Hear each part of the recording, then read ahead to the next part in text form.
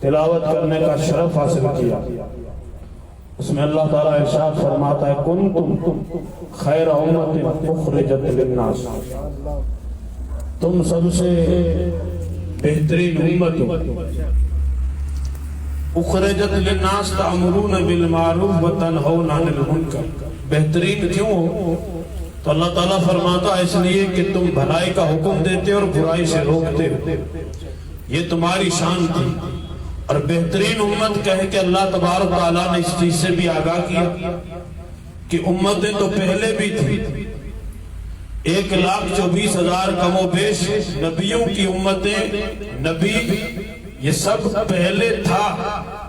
ان تمام امتوں میں سب سے آخری امت میرے آقا کی امت ہے۔ ایک بات ذہن میں رکھیں کہ اس امت کو آخری امت کیوں بنایا؟ کہ ہمیں سب سے آخر میں بھیجا، ہمارے نبی کو بھی آخر میں بھیجا، تو اللہ تعالیٰ کی رحمت نے گوارا نہیں کیا، کیونکہ ہر پچھلی امت اگلی امت کے کرتوتوں پہ ٹھٹھا اور مذاق کرتی۔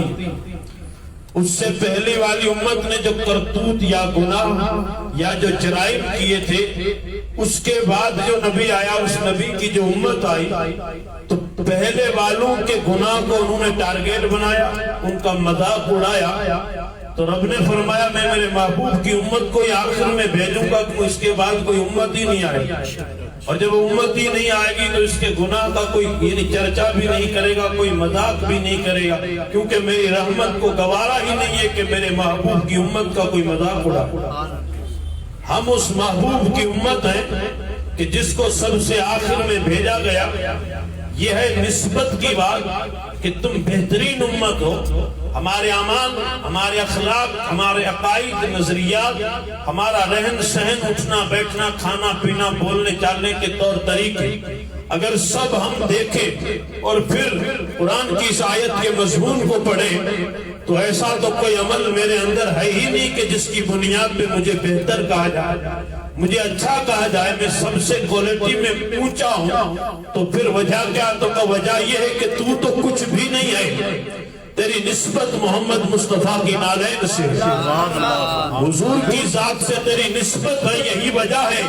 اس لیے شاعر کہتا ہے ہوں خاک مگر عالم انوار سے نسبت ہے، ہوں خاک مگر عالم انوار سے نسبت ہے، میں کچھ بھی نہیں لیکن سرکار سے نسبت ہے، میں کچھ بھی نہیں لیکن سرکار سے نسبت ہے۔ اور دنیا کی شہنشاہی کو رکھتا ہوں میں ٹھوکر پر، کونین کے اس مالک و مختار سے نسبت ہے۔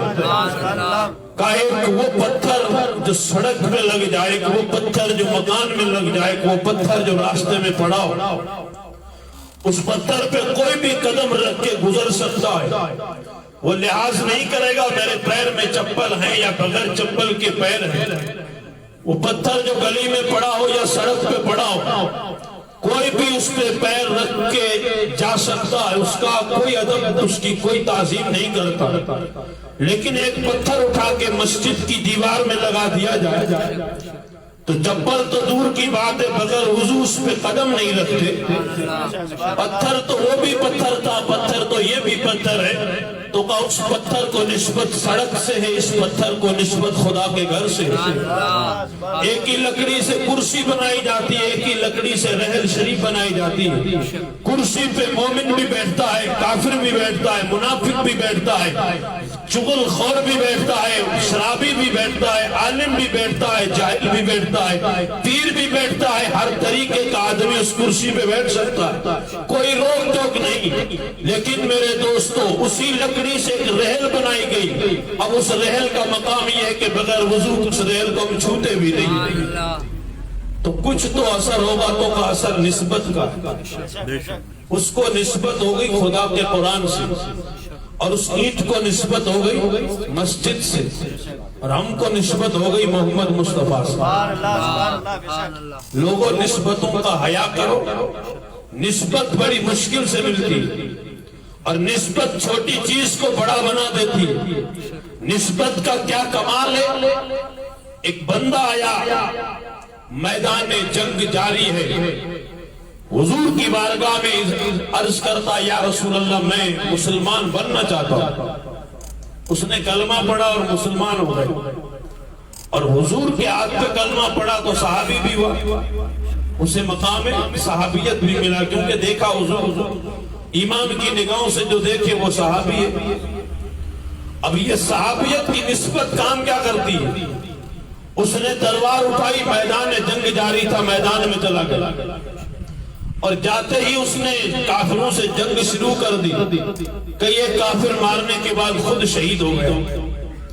جب شہید ہوا تو حضور چل کے اس کے سرانے پہ آئے اور اپنے غلاموں سے فرمایا کہ دیکھو یہ جو بندہ لیٹا ہے کہاں لیٹا ہے؟ میرے آقا فرماتے ہیں اگر جیتا جاگتا جنتی دیکھنا چاہتے اس بندے کو دیکھ لو. میرا سوال یہ ہے کہ اس بندے نے نہ نماز پڑھی، نہ روزہ رکھا، نہ سنت پہ عمل کیا، کچھ نہیں کیا کیا صرف محمد مصطفیٰ کا دیدار کیا اور کلمہ پڑھا، اور نسبت صحابی نے اسے یہ مقام بنا دیا کہ دنیا کا غوث اعظم اس کے قدموں کی مٹی کو چھو نہیں سکتا، وقت کا غریب نواز اس کے درجے کی حد بندی نہیں کر سکتا. پتا چلا 100 سال کے سجدے ایک طرف ہیں، محمد مصطفیٰ کا دیدار ایک طرف ہے. دنیا کی نسبتیں اور ہیں، اگر مل جائیں تو ٹوٹ بھی سکتی ہیں، لیکن جس کے پاس مدینے والے کی نسبت کامل ہو، یہ نسبت اتنی عظیم ہے کہ دنیا میں بھی یہ نسبت کام آتی ہے، قبر میں بھی یہ نسبت کام آتی ہے، محشر میں بھی یہ نسبت کام آتی ہے. نسبتوں کا حیا کرنا چاہیے. نسبتوں کا حیا جو کرتے ہیں انہیں نسبت اونچا بنا دیتی ہے، اور جو نسبت لے کے نسبت کا مذاق اڑاتے ہیں اسے کوئی نسبت کا پاس و لحاظ نہیں. ٹھٹھا مذاق، دنیاوی ہر چیز کو اگنور کرنا، آنکھیں بند کر کے حقیقتوں سے نظریں پھرا کے گزر جانا، یہ تو یہاں کی 2 دن کی زندگی ہے، کر لے ہم جتنا کریں کر سکتے ہیں، لیکن کل آنکھیں بند ہونی ہے تو ہمیں بھی قبر میں اتار دیا جائے گا. کسی کی برسی ہم کر رہے ہیں تو کوئی ہماری بھی تو برسی کرے گا.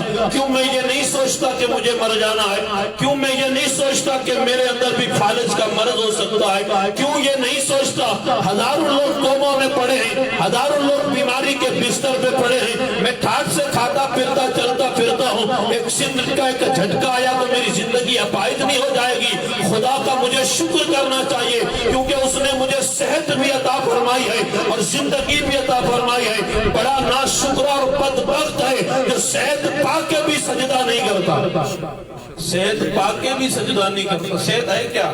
صحت بہت بڑی دولت ہے. یہ جو اللہ تعالیٰ نے تندرستی دی ہے یہ بہت بڑی دولت ہے. ہم کیا سمجھتے ہیں؟ بیمار سے جا کے پوچھئے، جسے کینسر کی خبر سنا دی جاتی ہے وہ جسم گلنے لگتا ہے، اس کے چہرے کا جغرافیہ بدلنے لگتا ہے. اگر اسی چیز پہ تھوڑا غور کیا جائے تو زندگی اسی میں گزر جائے گی کہ مولا تیرا شکر ہے، روٹی ملی نہ ملی لیکن زندگی میں صحت تو ہے، کوئی بیماری نہیں ہے، کوئی ٹیبلیٹ نہیں کھاتا، کوئی انجیکشن نہیں، کوئی دوائی نہیں، کوئی کچھ نہیں، بالکل تندرست ہوں. جو کھاتا ہوں وہ ہضم ہو جاتا ہے. لوگ گولی لے کے کھانا ہضم کرتے ہیں، یا ہم جو کھاتے ہیں بیکار بھی نہیں آتی، سب ہضم ہو جاتا ہے. کوئی کہ میرا کمال ایسا نہیں ہے، یہ میرے رب کا کرم ہے، یہ اس کی عطا ہے کہ اس کے کرم سے میں جو کھاتا ہوں جو چاہوں وہ کھا لوں، ہر چیز ہضم ہو جاتی ہے. الحمدللہ ثم الحمدللہ میرے آقا کی نسبت ملی ہے تو اس نسبت کا حیا یہ ہونا چاہیے کہ آنکھیں شرم سے جھکی ہونی چاہیے،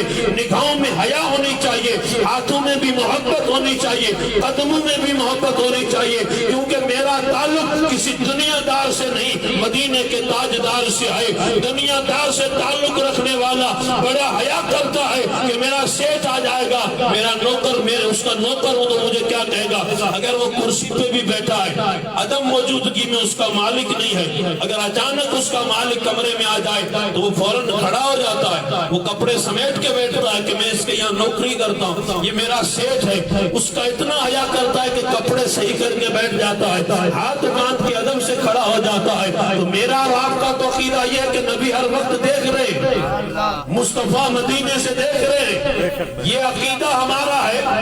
جب یہ عقیدہ ہم رکھتے ہیں تو ہم بد نظری کیوں کرتے ہیں؟ کیونکہ جب میں بد نظری کرتا ہوں تب بھی نبی دیکھتے ہیں، میں نماز چھوڑتا ہوں تب بھی نبی دیکھتے ہیں، میں غیر شرعی قانون پہ کوئی نہ کوئی پھاندا ڈالتا ہوں تب بھی نبی دیکھتے ہیں، میں نائی کی دکان پہ بیٹھ کے داڑھی پہ اس طرح چلواتا ہوں تب بھی نبی دیکھتے ہیں بآواز بلند درود شریف پڑھیں.